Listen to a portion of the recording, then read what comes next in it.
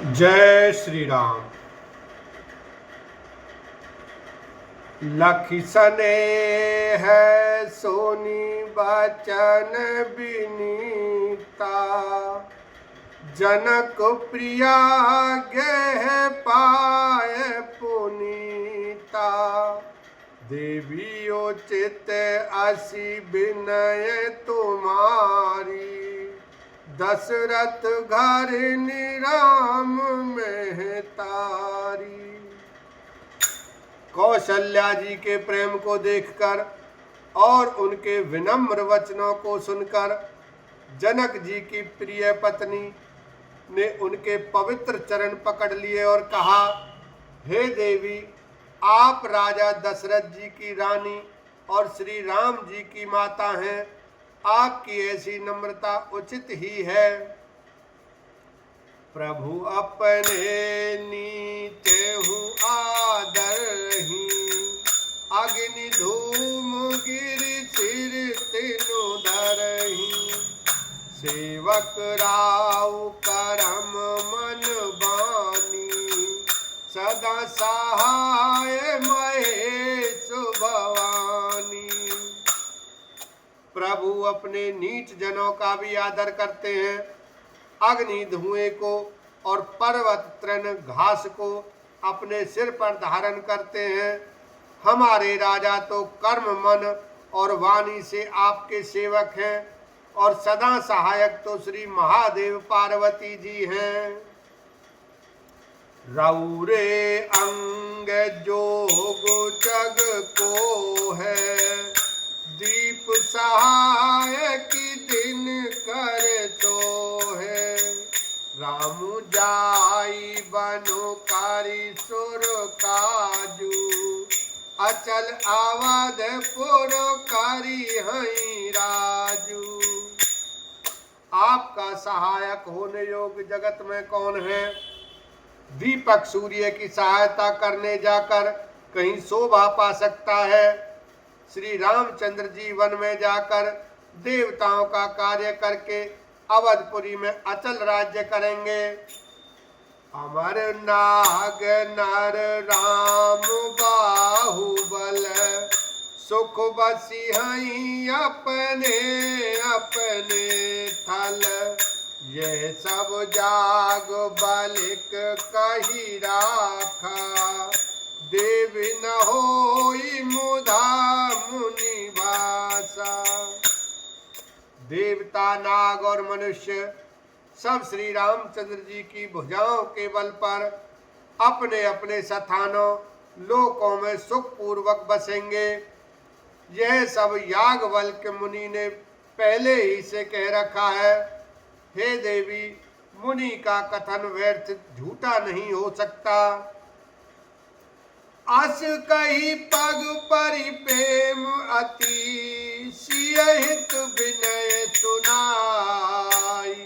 सिय समेत सिय मातु तब, चली सुहायत पाय। लखन सिया राम जय जय राम। ऐसा कहकर बड़े प्रेम से पैरों पड़कर सीता जी को साथ भेजने के लिए विनती करके और सुंदर आज्ञा पाकर तब सीता जी समेत सीता जी की माता डेरे को चली। प्रिय परिजन ही मिली बैदेही, जो जय जोग भात तेई तेई। तापस वेश जान की देखी, भाषव विकल विषाद विशेषी। जानकी जी अपने प्यारे कुटुंबियों से जो जिस योग्य था उससे उसी प्रकार मिली। जानकी जी को तपस्विनी के वेश में देखकर सभी शोक से अत्यंत व्याकुल हो गए। जनक राम गुर आय सुपाई, चले चलई सिय देखी आई।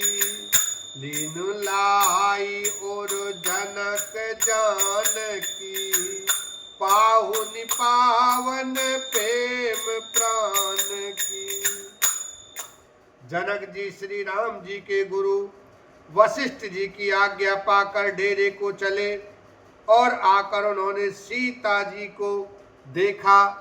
जनक जी ने अपने पवित्र प्रेम और प्राणों की पाहुनी जानकी जी को हृदय से लगा लिया।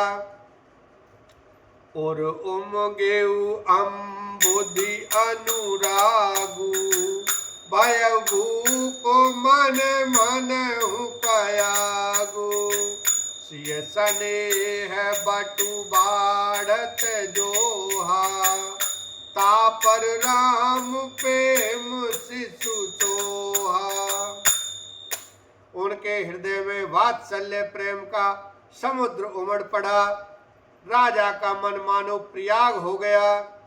उस समुद्र के अंदर उन्होंने आदि शक्ति सीता जी के अलौकिक स्नेह रूपी अक्षय वट को बढ़ते हुए देखा।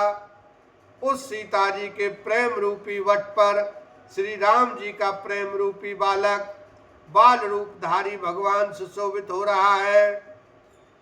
चिरजीवी मुनि ज्ञान विकल जनु बूढ़त लहेउ बाल अवलंबनु मोह मगन मति नहीं विदे की महिमा सिय रघुवर स्नेह की। जनक जी का ज्ञान रूपी चिरंजीवी मार्कंडेय मुनि व्याकुल होकर डूबते डूबते मानो उस श्री राम प्रेम रूपी बालक का सहारा पाकर बच गया। वस्तुतः ज्ञानी शिरोमणि विदेह राज की बुद्धि मोह में मग्न नहीं है।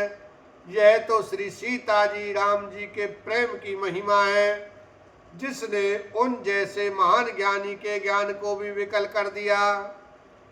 सिए पितु मात स्नेह बस विकल न सकी समारी धरनी सुता धीरज धरेऊ समय तु धर्म विचार लखन सिया राम जय जय राम। पिता माता के प्रेम के मारे सीता जी ऐसी विकल हो गईं कि अपने को संभाल न सकी, परंतु परम धैर्यवती पृथ्वी की कन्या सीता जी ने समय और सुंदर धर्म का विचार कर धैर्य धारण किया।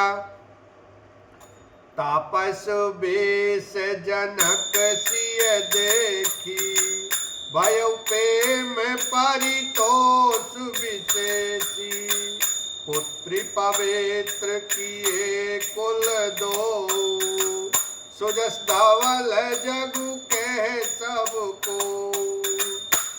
सीता जी को तपस्विनी वेश में देखकर जनक जी को विशेष प्रेम और संतोष हुआ।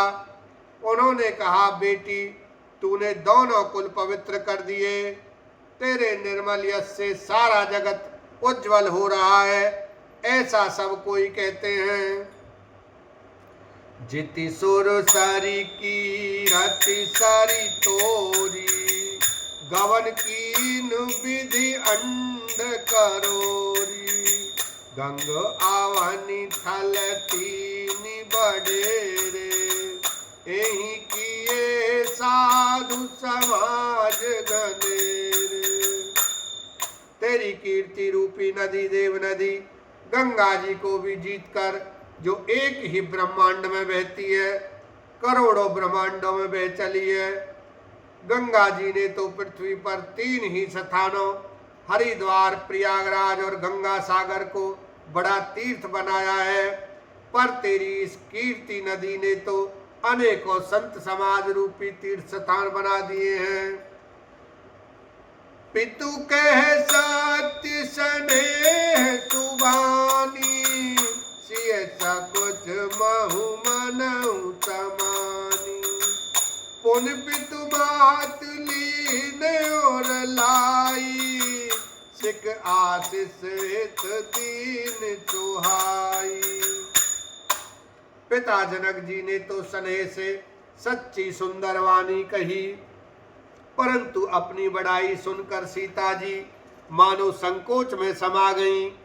पिता माता ने उन्हें फिर हृदय से लगा लिया और हित भरी सुंदर सीख और आशीष दी बोलो सियावर रामचंद्र की जय।